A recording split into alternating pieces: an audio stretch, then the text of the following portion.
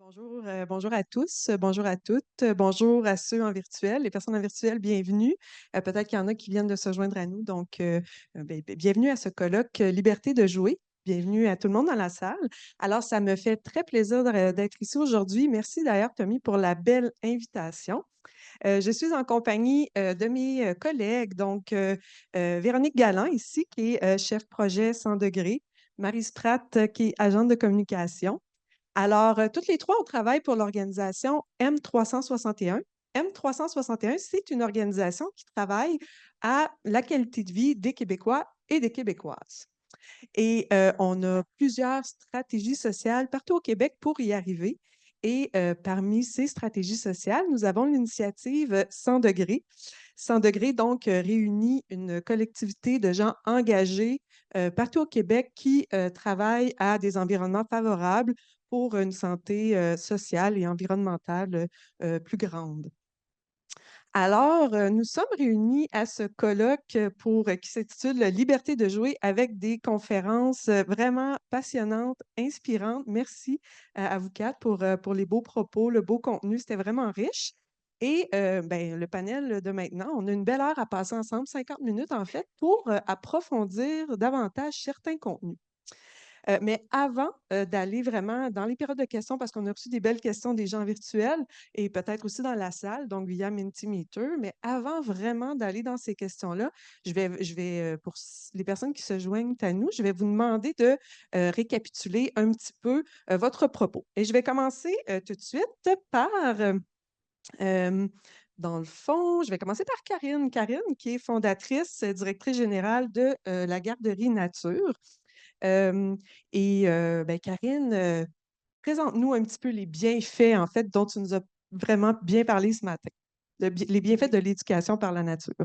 OK. Tu m'avais dit 3 mots, puis moi, je dis Je t'ai 3 dit mots trois ou je mots, dis des les phrases? trois bienfaits principaux. OK. Ben, admettons d'amener les enfants de jouer dans un milieu naturel riche, diversifié, qui va changer au cours des saisons, qui va changer des structures de, tu sais, le sol, la neige, la glace, ben ça va engager. Moi, je trouve ce que je vois à la garderie, c'est que les jeunes sont vraiment engagés dans leur jeu, puis pour une plus longue période, puis il y a beaucoup l'aspect de collaboration que je vois beaucoup, beaucoup.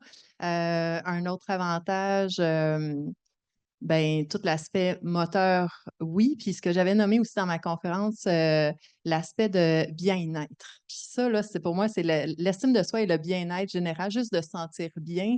Pour moi, c'est d'être disposé à des apprentissages, autant pour l'enfant, mais autant pour l'adulte qui accompagne, qui est plus disposé à avoir une meilleure interaction avec les enfants quand il est dans un état de bien-être.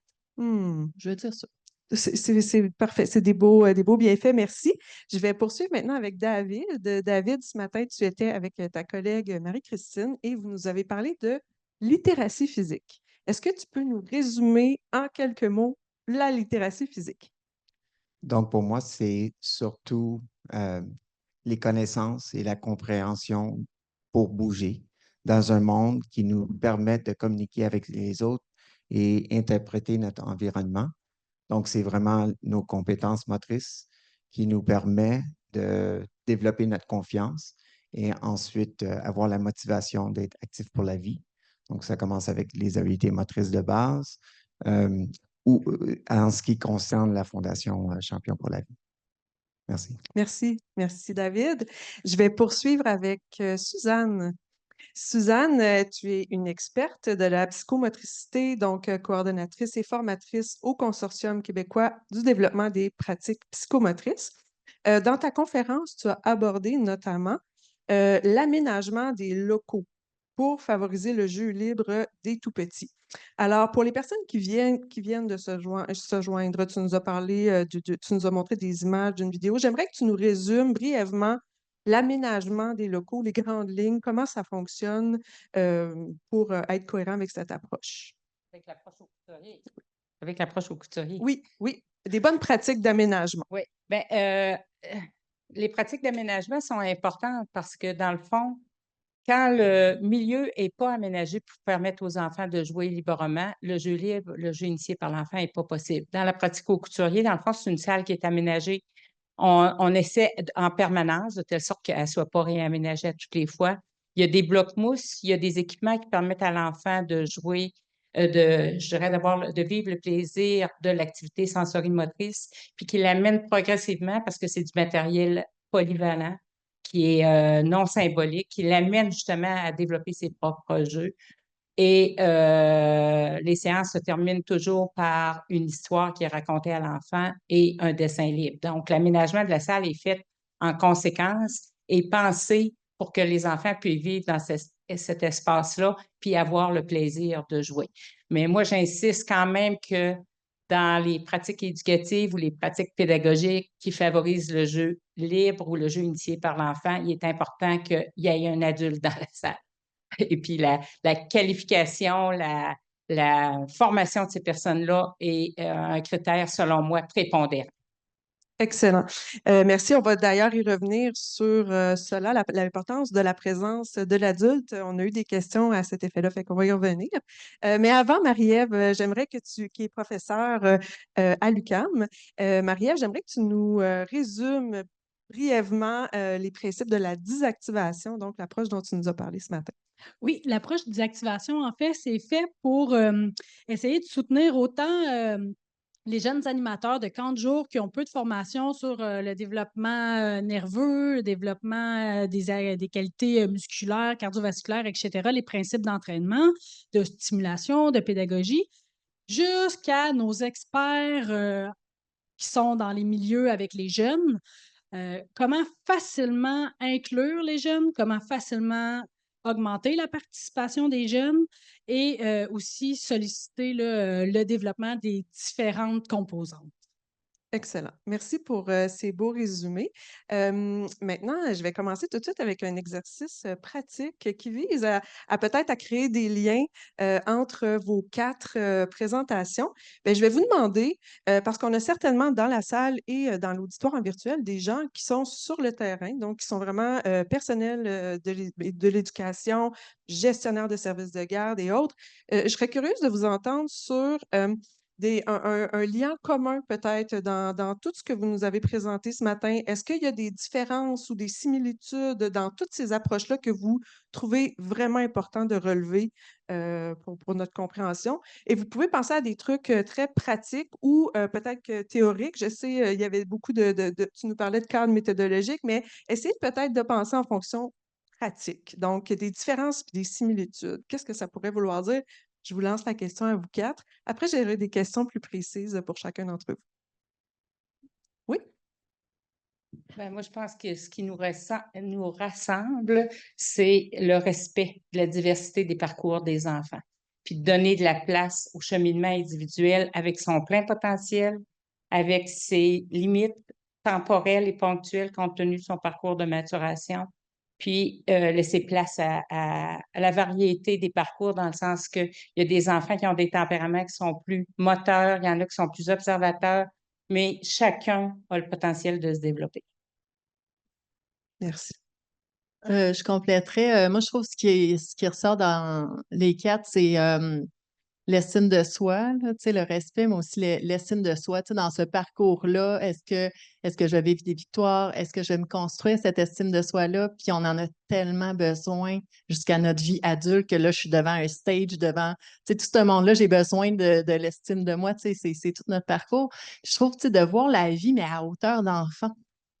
L'aspect du jeu libre, puis on l'a tous nommé, là, cette liberté-là, hein, on encadre beaucoup moins, mais on supporte le jeu, on supporte les interventions, mais on se met à hauteur d'enfant parce que, je veux dire, de dire, OK, on bricole un pommier, puis les pommes sont rouges, sont vertes, puis sont surtout pas mauves, puis tu sais, mais là, tu es en train de brimer plein d'affaires, où lui, là, ça y tente de le faire bien différemment, son bricolage, ou ça y tente de jouer aux œufs de dinosaures, puis nous, là, souvent, on n'est plus très bon pour jouer à ça. Fait que, tu sais, on oublie que ça, c'est un jeu qui est hyper pertinent. On n'est pas les meilleurs outils, des fois, pour aller là où ils ont besoin. Fait que de se mettre à hauteur d'enfant, je trouve que c'est un lien qu'on a dans nos présentations. Tout à fait. Moi, je vois les liens qui sont des différences. Je suis un homme, et puis on est peut-être 5 hommes parmi 35 femmes. Et puis, c'est un milieu très féminin. Et quand j'ai élevé mes enfants avec ma femme, J'ai dit les 2 premières années étaient pour ma femme. Je pouvais faire ce que je voulais, mais je ne pouvais pas nourrir, je pouvais bercer, je pouvais supporter ma femme. Mais les enfants, c'est pas avant l'âge de 2 ans et demi, 3 ans qu'ils disaient Papa, amène-moi dehors, je veux jouer, je veux. Donc, je pense que c'est sûr que le développement de l'enfant, c'est très important. Et puis, leur donner une libre expression en sécurité, en leur supportant, en ayant des adultes qui vont les guider et que ces adultes-là soient autant des hommes que des femmes. Le bloc qui est très important, c'est ce qui se passe à la maison. Notre première éducation, on le reçoit à la maison. Et puis, le fait qu'on est ici et que Suzanne, je vous ai lu souvent, et puis je vous admire beaucoup pour votre travail sur le cours de votre longue carrière. Et puis, je pense qu'on l'a tout vécu parmi nous. Euh, le fait qu'on est ici et c'est alarmant. On doit faire ce que les enfants ont déjà. Si on les laisse dans les parcs et dans le boisé, si on laisse explorer les enfants en sécurité avec le support et de l'amour, ils vont se développer eux-mêmes. Mais on n'est pas dans une situation aujourd'hui, surtout en ville avec les tablettes et tout ça, où euh, c'est alarmant ce qui s'en vient. Je pense que c'est Pierre Lavoie qui dit il y a un tsunami qui s'en vient. Puis le tsunami, il est à nos pieds. Puis on voit ce que peut être l'effet de ça.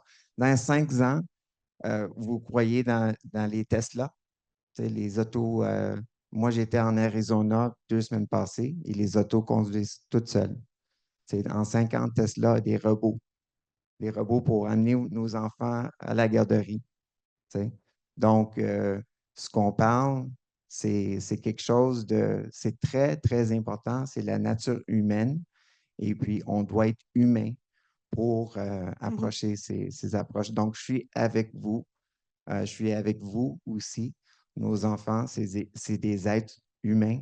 Et puis, on doit être humain avec eux. Et puis, ce que vous dites, ce qu'on dit tous, c'est vraiment la vérité.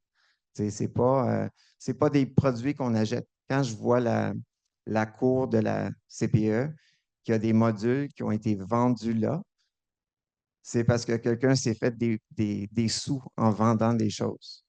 T'sais. Et puis, tout le monde, dans tous les modules partout, il y a des maisons en plastique. T'sais. Puis, qu'est-ce que ça fait pour l'environnement et qu'est-ce qu'on fait en créant des environnements comme ça pour les enfants?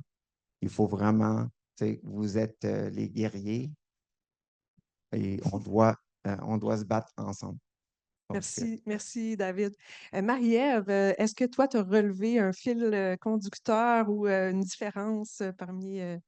Oui, ben en fait, c'est très complémentaire. On était beaucoup dans la diversité.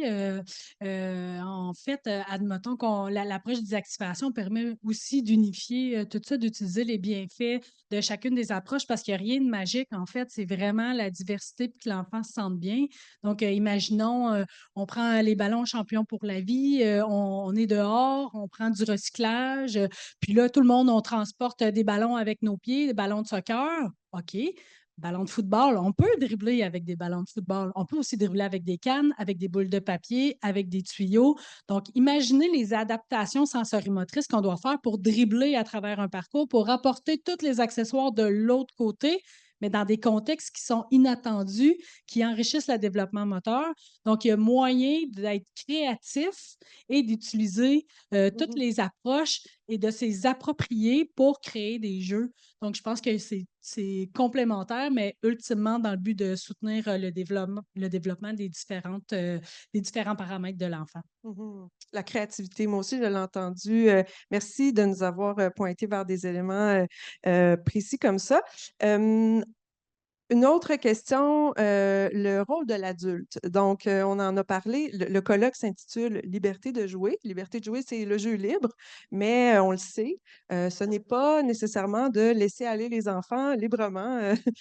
Il y a un adulte derrière qui est là pour accompagner, qui est là pour planifier, qui est là pour... est-ce que vous pourriez nous parler un peu du rôle de l'adulte comme accompagnant, avec peut-être une intention éducative, avec quel est son rôle dans le jeu libre? Ben, pour moi, il y a deux rôles. D'un, d'être capable d'encadrer les enfants, ça veut dire leur faire respecter la loi humaine. La loi humaine, c'est qu'on peut vivre, mais on ne peut pas faire mal aux autres, on ne peut pas se faire mal à soi-même. Donc, on doit être responsable de soi.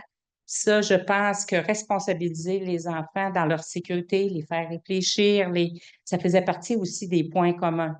Ça fait partie du rôle de l'adulte. Puis être un partenaire de jeu, là, c'est pas un directeur de jeu ou une directrice de jeu. C'est quelqu'un qui accepte de se mettre au niveau, à la hauteur de l'enfant, puis de partir de où il est, dans son parcours à lui, dans son imagination à lui, pour l'aider à progresser et à avancer. Donc, être partenaire, c'est se mettre à côté de l'enfant à sa hauteur, puis être capable de l'écouter, de l'observer, parce que les enfants ne disent pas avec des mots. Les jeunes enfants, entre autres, ils ne disent pas avec des mots ce qu'ils ont besoin. Ils le disent avec leur comportement et avec leur jeu. C'est les enfants qui jouent au chien, puis il y en a une qui est toujours la maman chien, puis il y en a un qui est toujours le bébé chien. Ils nous disent quelque chose de leur vie quand on les regarde jouer. Donc, c'est important que les adultes, comment je dirais, puis c'est le plaisir de vivre avec l'enfant, c'est d'être à l'écoute des enfants dans ce qu'ils sont et se mettre à leur hauteur comme partenaire. Merci. Est-ce que vous voulez compléter? Il faut que les adultes soient des adultes, premièrement, avec un plan derrière tout ça. Et puis, il faut que les adultes soient compétents et connaissants. Euh, et si on est connaissant que les enfants ont toute la sagesse pour se développer et leur encadrer en sécurité, je pense que c'est ça qui nous... je crois que c'est important que l'adulte prend ses responsabilités et ses rôles envers la société pour développer nos enfants, pour qu'ils deviennent des personnes autonomes et ensuite qu'ils puissent travailler et aider les autres dans le futur. Merci. En pédagogie par la nature, il y a souvent ces rôles-là. Il y a le co-chercheur, là, qu'on utilise beaucoup, nous, c'est le co-chercheur. On trouve un champignon, on trouve quelque chose dans la nature. On n'est pas capable de pousser le chariot avec des bûches, dans l'exemple que je donnais dans les photos. Ça ne sera pas dire bon, ben là, tu n'es pas assez fort, fait que va chercher tes deux enfants, puis je pense qu'à trois, vous allez être correct. En pédagogie par la nature, ça va plutôt être des questions ouvertes de dire euh, qu'est-ce qu'on peut faire? Tu sais, t'es pas assez, à deux, on n'est pas capable. Qu'est-ce qu'on pourrait faire? Fait que nous, on est co-chercheurs avec eux. On est en train de se développer puis de juste poser des questions ouvertes. Puis là, c'est eux qui vont toutes trouver leur solution. Fait que ça, c'est co-chercheur. Même chose pour les plantes, là. J'arrive pas à mon gros savoir, ça, c'est un bolet commun. Non, c'est comme pas mal plus. C'est quoi ce champignon-là? C'est quoi sa texture? Je pense, t'as-tu vu, il y a un livre à la garderie, on pourrait aller le chercher. Demain, on va revenir, on va l'identifier, etc. Après, il y a le co-joueur. Co-joueur, ça va être justement, on voyait au couturier la vidéo qu'on voyait, la professeure, il y avait des moments qu'elle jouait avec eux, qu'elle retenait les blocs de mousse. Ça peut être justement, des fois, on peut rentrer dans un jeu symbolique, il faut avoir un doigté pour ne pas prendre le contrôle, mais ça se fait aussi. Fait que c'est de co-jouer avec eux. Là. Fait que si on fait partie du groupe, hein, comme adulte, souvent on est là, on n'est pas en grande hiérarchie, puis on s'installe en haut de tout ça, puis vous autres, vous jouez, et moi, je suis le maître de tout. Fait que ça aide beaucoup au sentiment d'appartenance, puis la relation aussi quand on joue avec eux. C'est un moment significatif, là, le jeu. Là. Quand ça monte, là, puis là, on sent qu'on est au milieu, là, il y a une synergie. Là, puis moi, il n'y a rien de mieux que de rire. Je ne sais pas si ça vous est déjà arrivé, là, dépendant des contextes, mais de rire aux éclats avec un enfant. Moi, là, ça me nourrit, mais rire, c'est pas comme haha, je ris de ta blague, puis tu sais. Non, non, rire aux éclats parce qu'on a vraiment catché en même temps la joke qu'on voulait faire à l'autre. Moi, là, ça me nourrit vraiment pour une semaine. Là. Puis l'autre affaire, l'autre, je me souviens jamais, mais moi, je l'appelle mon coup de baguette magique, là, c'est le metteur en scène. Le metteur en scène, c'est que je prends l'exemple, admettons, le matériel libre. J'ai pas amené de photos de notre cours. On a 2 cours extérieurs. Il y en a une, c'est juste des matériaux libres, des planches, des blocs, des pneus, tout plein d'affaires. Puis là, j'ai retenu la hausse. J'ai bien aimé l'idée des hausses. C'est clair que je vais trouver, faire un appel aux parents des hausses percées, là. On a tout ça, mais ça pourrait très bien être le metteur en scène avant que tu amènes ton groupe dehors, de débarquer avec 3 bacs ou du nouveau matériel, tu fais juste le laisser là. Puis tu sors ton groupe, tu n'as rien d'autre à dire, mais ton intervention, elle est précieuse parce que tu as insufflé vraiment le contexte. Puis là, les enfants, ils partent pour 1 heure dans leur jeu, là. Tu sais, on peut aller plus loin en faisant les œufs de dinosaures, mais même sans l'intervention, ça se serait créé, ça, cette synergie-là. Fait que ça, c'est le metteur en scène. Puis ça peut se faire aussi à l'intérieur. Tu sais, des fois, moi, je rentre dans une salle où les filles le font, là, tu sais, puis tu sais, tu fais une structure, tu impulses un peu, tu sais, tu mets une planche, tu sais, tu mets un peu de matériel libre dans un nouveau coin du local. Puis le lendemain, ben, quand tu réouvres ton local avec les enfants, ben, naturellement, ils vont être attirés puis ils vont comme continuer. Fait que Hmm. ça, c'est le metteur en scène. C'est très pratique. J'aime bien ce petit C'est bien, rôle-là c'est magique. très, oui, Ouais, c'est la très baguette concret. magique. Vous avez même des noms pour Ouais. ces rôles-là, comme Ouais. metteur en scène. Ouais, c'est très imagé. Merci. Ouais. Est-ce que vous avez autre sur les rôles de l'adulte, l'accompagnement? Est-ce que vous voulez ajouter quelque chose? Ben, en fait, il y a l'expression ça prend un village pour élever un enfant. Donc, dépendamment quelle posture que vous avez comme adulte avec l'enfant, est-ce que vous êtes un parent? Est-ce que vous êtes un entraîneur de gymnastique avec les tout petits? Est-ce que vous êtes dans un CPE? Est-ce que vous êtes. Donc, il ne faut pas avoir de culpabilité. Il faut juste continuer. Donc, c'est normal que si vous êtes un entraîneur de gymnastique, on n'est pas en train de vous dire vous n'êtes pas dehors dans la nature, c'est pas bon, votre enfant ne se développera pas. Donc, je veux juste être sûr que le message global est de varier. Mais vous pouvez aussi aller faire des éléments de gymnastique dehors. On manque de plateaux. Donc, dans les plateaux sportifs, admettons, on pourrait faire une journée à l'intérieur, puis une journée à l'extérieur dans le gazon à faire des roulades. Donc, il faut être créatif puis essayer d'optimiser là, les différents contextes de jeu pour pouvoir euh, faire varier le plus possible l'expérience des enfants. Puis peut-être, est-ce qu'il y a avec tous les noms que tu as nommés, est-ce que c'est une approche, pas une approche, est-ce qu'il y a un auteur qui a déjà nommé ça ou c'est ton expertise sur le terrain? Non, ben, il y a plusieurs recherches là, qui sont concentrées là-dessus. Puis, tu sais, ça fait partie des principes, dans le fond, ces différents types de positions que l'adulte va prendre auprès des enfants. Puis, non, c'est ça, il y a des cadres de référence, puis il y a beaucoup de recherches qui ont été mis là-dessus. Puis, il y en a un autre que j'oublie le nom. Là, j'en ai nommé 3, je sais qu'il y en a un autre, là, mais c'est plus une position, tu sais, des fois, il faut prendre le leadership, là. Mhm. Fait que, ouais, c'est ça. De guide ou de Ouais. vraiment de. Oui, oui. Mais il y a, admettons, quelqu'un qui ne connaît pas la pédagogie par la nature, parce que l'AQCPA, qui est l'Association des CPA du Québec, là, ils ont développé un visuel très, très accessible. Tu sais, on comme résumé, admettons, des grands principes, mais tu sais, c'est très joli, là, c'est des dessins, puis ils ont vraiment juste les mots-clés. Fait que quelqu'un qui voudrait juste s'imprimer ça, c'est 8 pages.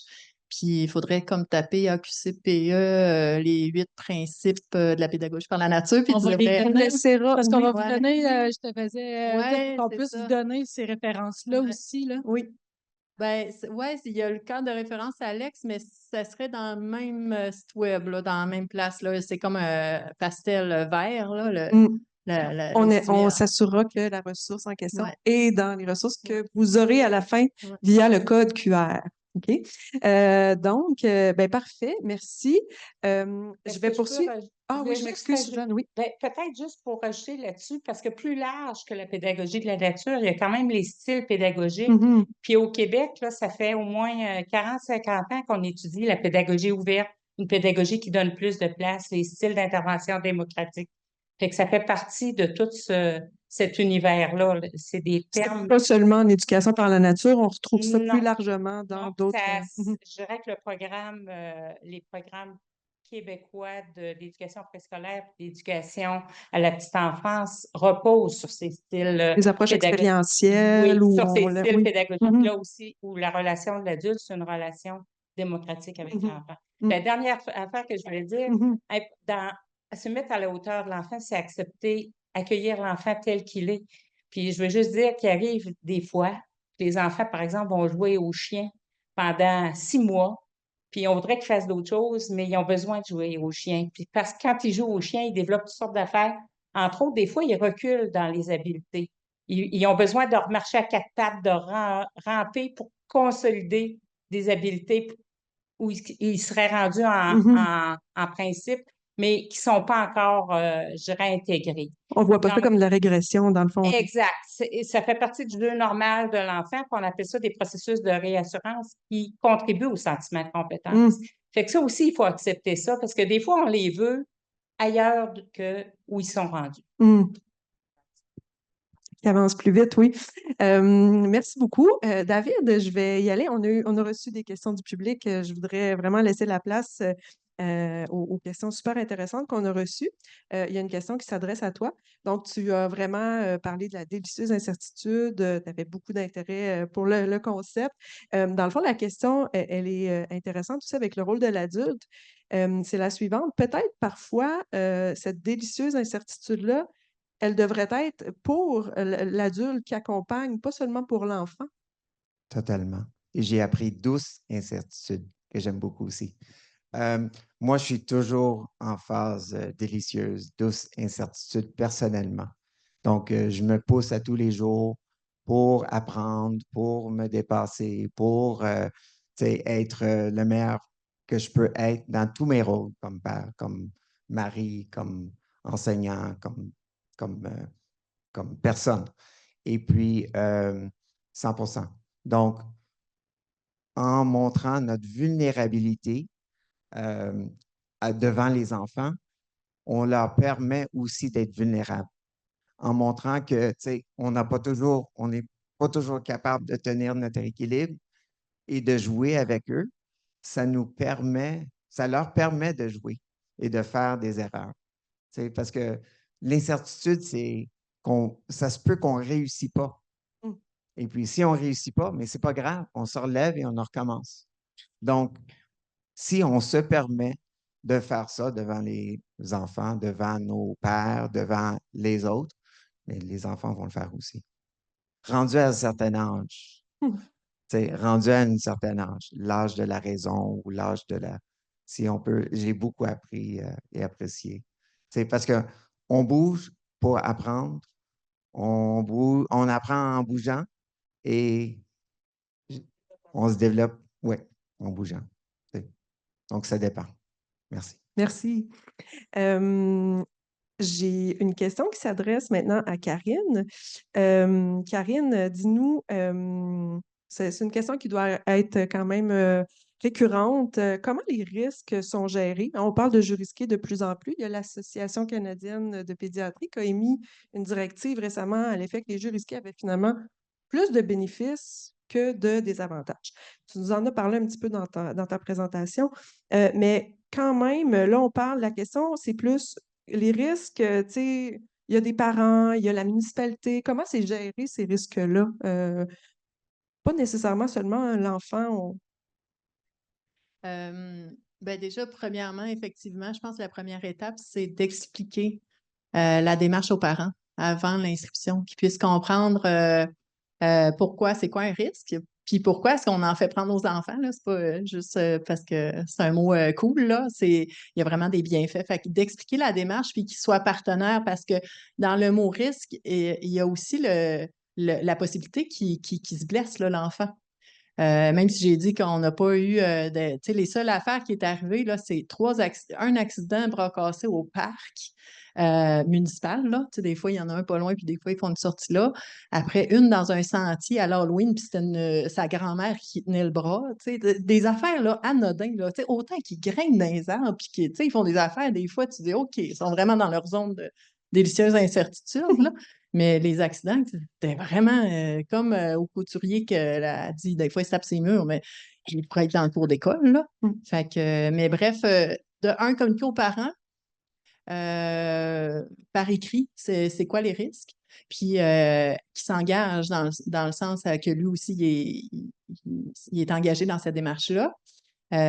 Puis ensuite de ça, il y a toute la formation à l'équipe, puis toute la structure qu'on met en place, parce que advenant qu'il y a un accident qui serait plus grave, ou des fois c'est bénin, c'est juste OK, je suis quand même à une distance de la garderie, mais j'ai un enfant qui a vraiment froid aux pieds, tu sais, puis que là, il se désorganise, bien, ça peut vite tourner à une situation beaucoup plus risquée. Fait que, tu sais, comme par exemple, chez nous, il y a un poste qui s'appelle la logisticienne. On a quelqu'un à l'année, payé à l'année, à temps plein, pour juste être en aide aux groupes qui sont en forêt instantanément, tout le temps. Puis il y a tout le temps des besoins. Fait que nous, c'est ce poste-là qui est comme central chez nous pour assurer la sécurité ici. Moi, ils ne peuvent pas aller en forêt si moi ou une logisticienne, si on n'est pas là, personne ne va en forêt. C'est coulé dans le béton, là. Parce que s'il arrive quoi que ce soit, ben moi, je pars à courir, puis en 3 minutes, je suis devant toi, je suis en train de gérer le groupe, gérer l'enfant ou quoi que ce soit. Tu sais, il n'est pas aussi écarté, même si on est en zone périurbaine, perdre un enfant, c'est un des risques souvent qu'on va avoir le plus peur parce qu'il est le plus difficile à gérer. Ben, ça nous est arrivé 6 fois qu'on a déclenché code rouge et un enfant qui manque à l'appel. Et là, wow! Là, on a tout un protocole, puis c'est une vraie petite fourmilière. Là, ma gang, quand ça part, là, l'adrénaline, elle embarque, puis là, on met le protocole en place. Puis 5 minutes après, on a retrouvé l'enfant, mais c'est des choses sur le nombre de sorties qu'on a fait à chaque jour, le nombre d'heures, le nombre d'enfants, on a quand même 80 enfants, c'est arrivé 6 fois, tu sais. Mais ces 6 fois-là, tu veux savoir quoi faire. Oui. Tu sais, c'est ça. Fait que c'est ça. Fait que c'est... Puis aussi, l'adulte qui est là peut aussi intervenir puis dire, ben là, je comprends que tu es allé plus haut dans l'arbre, mais là, moi, je ne suis pas confortable. Fait que l'adulte peut aussi intervenir. Mané, parce que je veux quand même qu'il y ait leur feeling, là, parce que ça ne se tranche pas noir ou blanc, là, la gestion des risques. Fait que là, elle peut dire, ben là, moi, je ne suis pas confortable, je sais peut-être, mais moi, je suis remplaçante, je ne te vois pas assez souvent. Pour aujourd'hui, ça va être assez. Fait que ça, je leur donne cette latitude-là, puis je pense qu'elle est importante. Parce que si on vient à catégoriser, faut qu'il y ait un jugement humain là, en arrière de ça. Il ne faut pas que ce soit une Tesla qui décide, là, parce que là, ça peut faire peur.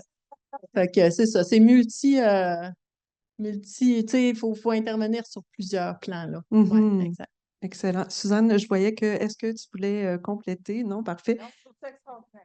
Oui, moi aussi. Parfait, merci. Je poursuis avec une autre question du public. Suzanne, qui s'adresse à toi. Est-ce que tu pourrais expliquer davantage, ah, ça c'est intéressant comme question, c'est très concret, mais tu nous as parlé donc de l'approche, j'ai oublié le nom des au couturier. Et donc, dans cette approche-là, ça se termine par une activité de dessin. Alors, pourquoi? Parce que, dans le fond, comme j'ai expliqué, le parcours de maturation de l'enfant, c'est qu'il agit, il pense en agissant et il arrive à penser sans agir. Donc, chaque séance est construite pour permettre à l'enfant de faire ce parcours de maturation-là à son propre rythme. Et quand les enfants sont plus désorganisés, on va avoir une séance un peu plus structurée, mais le dessin à la fin, c'est une manière d'amener l'enfant dans un geste qui est moteur simple, à exprimer quelque chose là où il est rendu. Fait que vous comprenez que jusqu'à 3 ans et demi, ce qu'ils font, c'est des gribouillis. Puis c'est correct. Ils laissent des traces, puis ils découvrent le principe de la trace sur la feuille. Et tranquillement, pas vite, on voit le dessin de personnage apparaître, puis on voit l'espace s'organiser autour du personnage. C'est des dessins courts avec un seul crayon. Ça prend 5 minutes.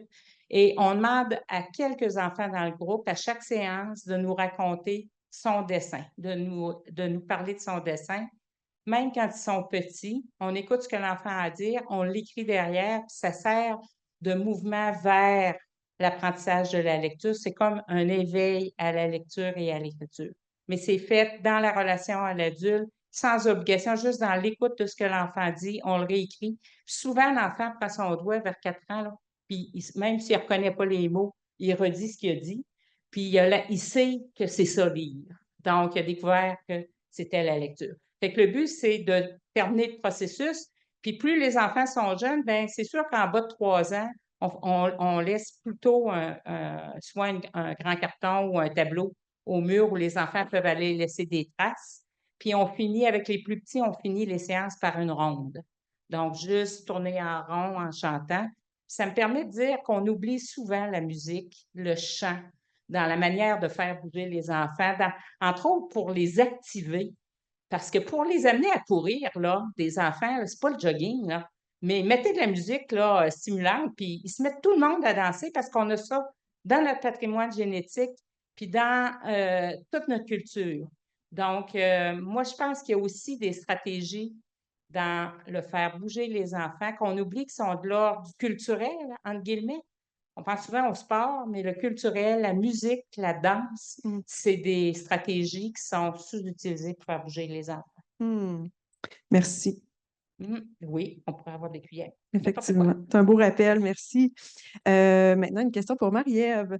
Donc, Marie-Ève, la question est la suivante. Que suggérez-vous pour sensibiliser les gestionnaires de milieux de garde à l'importance du jeu libre et à appuyer les éducatrices qui souhaitent expérimenter ce genre d'approche? Hmm.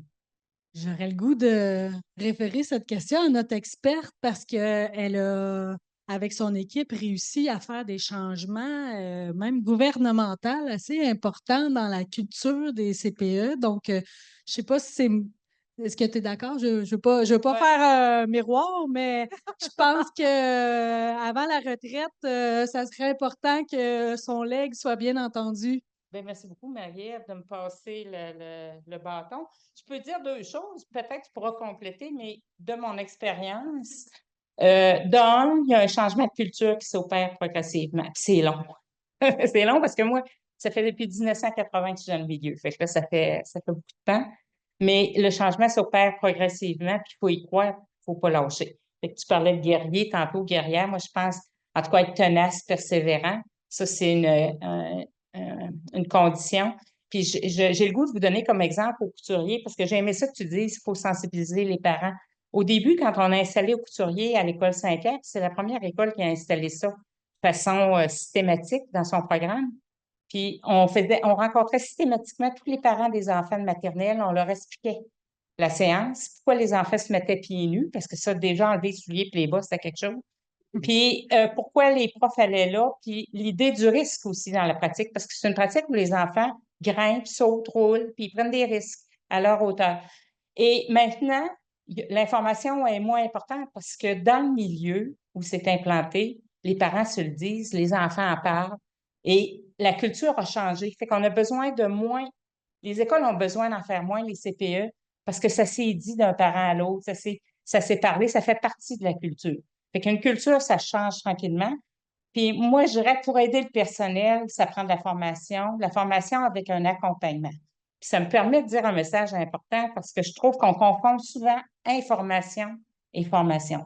Information, là, on est noyé, submergé d'informations, mais ça ne veut pas dire qu'on est capable de se l'approprier puis de l'intégrer. Pour changer une pratique, il faut avoir une idée de ce qu'on veut changer, d'un. Il faut avoir du soutien. Il ne faut pas être remis en cause quand on fait un échec. On est comme les enfants. Mm. Si on se trompe puis qu'on se fait taper sur la tête, ben on va retourner dans nos anciennes habitudes. Si c'est difficile puis qu'il n'y a personne pour nous aider à trouver la voie de passage, on va tomber dans nos anciennes habitudes. Fait que pour changer, ça prend du soutien, ça prend un accompagnement, ça prend de la formation où on aide les gens à mettre en pratique ce qu'ils veulent introduire, puis à franchir les difficultés par de la pratique réflexive. Mm. Fait que moi, ça, c'est une recette. Ça prend du temps, c'est long, c'est lent, mais c'est sûr que c'est gagnant. Mm. Fait que c'est ça que j'avais le goût de dire sur ma petite expérience de ce qu'on a fait là, puis qui a permis quand même d'introduire la pratique au couturier dans une majorité de milieux ici au Saguenay-Lac-Saint-Jean. Mhm. Merci. Donc, ben, en fait, ça permet de vraiment amener la dernière question. On est presque à la fin déjà.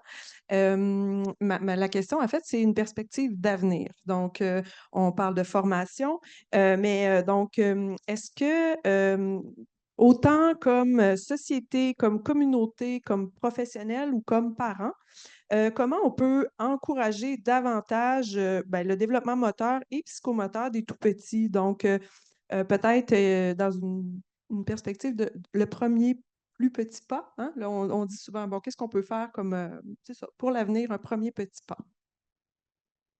Écouter les enfants, leur poser la question à eux. Qu'est-ce que tu aimerais? À quoi tu as le goût? Qu'est-ce que tu aimes? Qu'est-ce que tu n'aimes pas? Qu'est-ce qui te fait peur? Qu'est-ce qui te donne confiance? Qu'est-ce qui te fait sentir un super-héros invincible? Des fois, on passe avec notre tête d'adulte, hein, puis on essaie de transmettre, mais c'est eux, ultimement, quand on fait des focus group en marketing, qu'est-ce qu'on fait? On va parler à notre acheteur potentiel. Donc, ils sont là devant vous, écoutez-les. Mm. Je pourrais dire ça, petit pas, très simple, qui ne coûte rien. Écouter Mm. les enfants et les observer, voir comment ils nous expriment en jeu de chien ou en manifestation, qu'est-ce qu'ils veulent nous dire. Merci. Oui, être à l'écoute des enfants. La formation, Suzanne, est-ce qu'il y a autre chose qu'on pourrait faire? Ben, moi, je dirais collaborer, travailler ensemble. C'est ça, je pense, les réseaux de formation, les réseaux où les enfants sont accueillis. Ça peut être dans les maisons d'éducation, mais les municipalités, les organismes de loisirs ont beaucoup à faire. Puis souvent, l'expertise passe pas d'un milieu à l'autre, l'échange de solutions passe pas d'un milieu à l'autre. Fait que moi, je dirais avoir des approches écosystémiques ensemble, à l'échelle locale, en premier, à l'échelle des individus, proche du monde. Parce que c'est les gens qui vivent avec les enfants, puis on est des personnes avant d'être des systèmes. Mm, Et moi, je dirais favoriser tous les liens de collaboration. Merci. Karine, Euh, toi, tu as une approche. le premier pas, moi, j'ai beaucoup aimé ton intervention de leur poser la question. Puis, tu sais, des fois, moi, je leur dis, là, tu sais, une nouvelle qui va commencer. Si tu sais pas, là, t'es rendu où dans ta routine, là? Ben, demande au groupe. Ils vont tellement être fiers. Ils vont t'expliquer tout ça, là, puis ils vont en mettre, là, puis au final, là, tu sais, puis tantôt, on parlait après, je disais, mon Dieu, sa présentation, ça nous a tout fait revivre notre primaire. Puis moi, ce qui me vient en tête, là, c'est, tu sais, quand ils nomment les deux capitaines, là, puis là, tu te demandes ta patate qui saute, je vais être la dernière choisie. Je veux dire, c'est absurde comment je veux dire. Quand est-ce qu'on s'est dit, hey, ça allait être une bonne idée pour l'estime de soi de créer des capitaines, puis que les derniers, eux autres, bon, non, c'est pas grave, je suis vraiment au-dessus de tout ça. À 8 ans, j'ai tellement d'estime de moi, mais non, scène. Ouais. Fait que là, je me dis, ben, parce que, en tout cas, chez les 4 ans, nous, on fait des cercles de connaissances, en tout cas, sans rentrer dans les détails, mais on cherche des solutions ensemble, c'est comme un moment qu'on s'assoit puis qu'on discute, mais tu sais, ça pourrait être, je trouve, ce qui me vient en tête, c'est se dire, OK, tu sais, j'ai enseigné en éducation physique ou même avec des jeunes à présco. Bon, ben, gang, vous pensez quoi de cette façon-là de décider les équipes?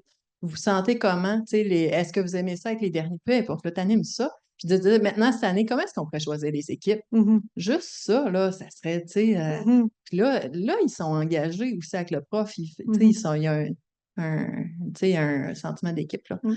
Bon, ça, je rebondissais, mais puis la question, c'était vue vers l'avenir, hein? C'est ça, perspective d'avenir.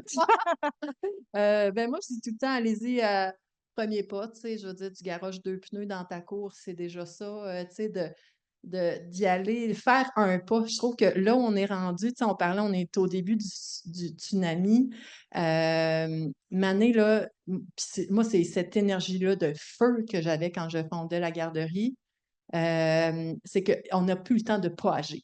Moi, là, dans la vie, là, si c'est pas la garderie, je vais partir autre chose. Il y a tellement d'affaires qu'il faut améliorer. Fait que je trouve qu'on a plus ce luxe-là de ne pas agir. Fait que s'il y a quelque chose que vous avez trouvé cool dans une des conférences, changez une affaire, mais faites de quoi? Mm. Passons à l'action. Moi, là, d'en parler là, pendant, là, faire des colloques, puis juste parler de ça, puis là, on parle là, puis là, on se trouve bien bon. Non, non, non, non. Là, puis on parle à des convaincus, là, souvent, c'est ça. Mais là, il faut passer de l'action, de l'intellect à l'action, tu sais. Fait que si vous êtes éducatrice, faites de quoi dans votre salle? Tu sais, au niveau de la gestion, au niveau de prof au primaire, je ne sais pas c'est qui tout le monde dans la salle, mais faites une action, là, pour mettre l'engrenage en mouvement. Mm. Parce que là, si on voit ça big, puis ah, c'était donc bien intéressant, puis on fait rien, bien, c'est là que ça se dilue, puis la société là, a besoin d'humains qui sont bien. Puis une autre affaire que je dirais, c'est qu'il faut que ça passe par nous. Mhm. Tu sais, la pédagogie par la nature, admettons dans mon contexte, ça va être dans chacun, tu sais, que ce soit au couturier, si la personne qui est là, il croit pas, ou, tu sais, elle prend pas soin de sa personne, de son, tu sais, sa On est vie. des modèles. Bref, ouais, c'est ça, tu sais, de prendre soin de soi, d'y croire, puis d'être ambassadeur de ça, tu sais. Mm. Fait que, ouais, c'est 2 trucs. Aller sur ça, de prendre soin de soi pour créer l'environnement. Souvent, on voit au restaurant les enfants de 2 ans sur un téléphone en train de faire ça. Puis les parents ne font pas la tâche de communiquer. Là, c'est le temps de manger, de parler, de prendre le temps de parler avec leurs enfants. Bien sûr, il faut les écouter, mais si on les écoute aujourd'hui, ils vont nous dire je veux le téléphone, je veux le téléphone. Ça dépend de ce qu'on met devant eux et ce qu'on fait. Est-ce qu'on les amène dehors avec nous? Et l'éducation commence à la maison. Donc, le premier pas, c'est à la maison pour moi. Si on pourrait donner un cours aux parents à être parents, tu sais, et dire, c'est comme avoir une licence. Est-ce qu'on préfère donner des cours pour quelqu'un qui va apprendre à conduire, mais on ne peut pas donner des cours aux personnes à être un parent? Quel outil avoir comme parent? Et on s'entend dans une société avec tous les outils qu'on a, les infrastructures, les programmes, le programme de la santé ou la gestion de la malsanté. Tu sais, qu'est-ce qu'on veut comme société?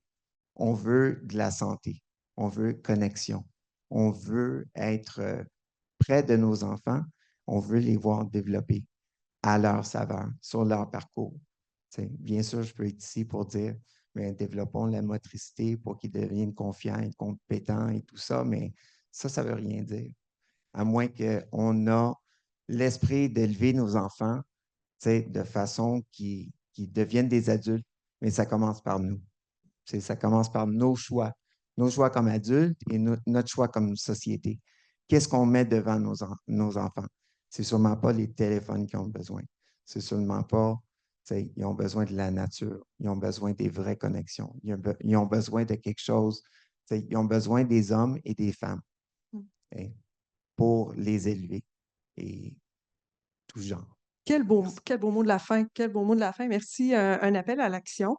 Merci, c'est le temps qu'on disposait pour les belles discussions qu'on a eues. Merci beaucoup d'avoir partagé, d'avoir pris le temps de nous expliquer pour la richesse de vos belles approches. Merci à l'auditoire, merci à vous en virtuel et en présentiel. Pour toutes les ressources, merci évidemment à l'Observatoire du développement moteur et psychomoteur 0-18 ans d'avoir organisé ce beau colloque Liberté de jouer. Les ressources dont il a été question aujourd'hui seront disponibles via un code QR, donc vous allez le voir apparaître à l'écran. Donc, n'hésitez pas à aller continuer de vous inspirer et passer à l'action. Par ailleurs, j'en profite pour vous dire que, 100 degrés, nous avons une plateforme, on a parlé de formation, nous avons une plateforme sur laquelle il y a des outils, il y a des webinaires, il y a aussi des cours en ligne et donc tout récemment, un cours sur le cadre de référence Gazelle et Potiron, donc qui vous intéressera sans doute, notamment sur le développement moteur. Donc, on vous invite évidemment aller le visionner. C'est des micro-capsules de 5 minutes. Alors, voilà, merci. Tommy, je te repasse la parole. Merci beaucoup. Je te confirme, David, que dans mes cours prénataux, dans le temps, il ne parlait pas de ce qu'on a parlé aujourd'hui. Je te confirme 100%. Pour le mot de la fin, je vais inviter France Tremblay, qui est notre présidente du comité administratif de l'Observatoire, pour vous expliquer certains petits points là, qui restent au niveau de la conférence. Donc, je vous la laisse. Merci, Tommy. Alors, bonjour tout le monde. Ça me fait plaisir d'être là. Quelle belle avant-midi, inspirante. Merci beaucoup. Et j'aime beaucoup, on se met en action, Madame Gravel. On se met en action cette année. Alors, je veux vous remercier, tous les participants en ligne et en présence, d'avoir cru en nous, d'avoir pris tout cet avant-midi pour venir réfléchir avec nous, puis vous inspirer également dans vos pratiques et autres. Merci aux conférenciers. Je vais vous dire aussi que toutes les présentations qui ont été données ce matin vont être sur la plateforme web de l'Observatoire. Il y a aussi sur la plateforme web des grilles d'aménagement de cours extérieurs. Donc, si demain l'idée vous intéresse, vous voulez donner suite, vous voulez qu'on vous soutienne dans ces cours, dans ces grilles-là, dans l'aménagement des cours extérieurs, ce sera un plaisir pour nous de le faire. On vous donne rendez-vous en mars prochain, le 7 mars prochain, ici même à l'UQAC, pour un colloque qui sera sur les impacts des écrans chez nos jeunes. Alors, impact des écrans chez nos jeunes, 2 points, bannir, contrôler ou favoriser. Alors, je vous invite à visiter notre site web, à vous inspirer, à vous inscrire à l'infolette. Si votre organisation n'est pas déjà membre de l'Observatoire, on vous invite à le faire. On est une jeune organisation interétablissement. Alors, on va grandir tous ensemble. C'est c'est en travaillant ensemble qu'on va pouvoir alimenter la plateforme qu'est l'Observatoire pour le développement moteur et psychomoteur des jeunes de 0 à 18 ans. Et je veux remercier aussi l'UQAC, 100 degrés, En Mouvement Saguenay-Lac-Saint-Jean, de nous avoir permis à l'Observatoire d'organiser ce colloque ce matin. Alors, merci et bonne fin de journée.